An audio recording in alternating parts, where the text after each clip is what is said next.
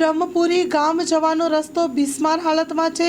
8 ગામને જોડતો રસ્તો બિસ્માર હાલતમાં જોવા મળ્યો હતો। આજુબાજુ ગામના રહીશો તેમજ મુસાફરો ચાલવામાં પરેશાન બન્યા છે। ધારાસભ્યને પણ રજૂઆત કરવામાં આવી હતી। Story report by Jaysinh Sarola Sayla. એ કેટલા સમયથી હાલમાં ખરાબ રસ્તો છે?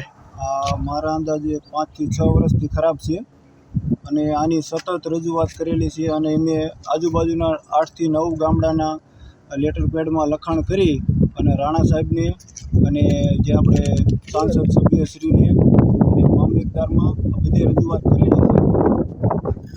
આપની શું માંગ છે? અમારી માંગ એવી જ છે કે આ રસ્તો વહેલી તકે જેમ બને એમ જલ્દીથી રિપેર થાય।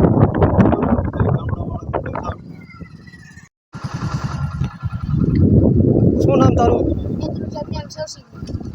શું રસ્તાની શું તકલીફ પડે છે? ખાડા ખબુચા છે ને રસ્તામાં પાણી ભરેલું હોય છે। ચાલવામાં બહુ તકલીફ પડે છે? હા, કેટલું પડે? નવમું ભણવું ક્યાં ભણવા જાવ? સાપર સાપર।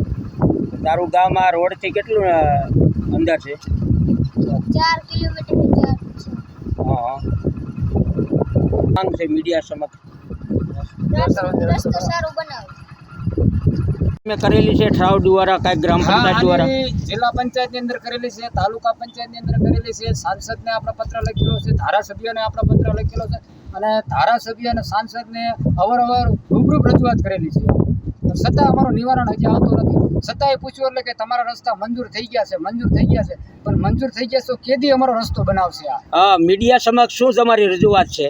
મીડિયા સમક્ષ એવી અમારી રજૂઆત છે, મીડિયા સાથે એવી આશા રાખી છે કે આ રસ્તાનું આગળ ન્યૂઝ ચલાવો અને બને વહેલી તકે અમારા પ્રશ્નનો સોલ્વ થાય।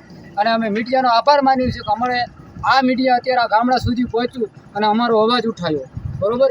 અને અમારી એક નાના માણસોને નાનું ગામ, આ પછાત વર્ગ ગામ છે બધા, અને એનું એક મીડિયા પહોંચ્યું આવે એટલે અમે ધન્યવાદ મીડિયાને માન્યું છે કે મીડિયા પહોંચ્યા અહીંયા આવી।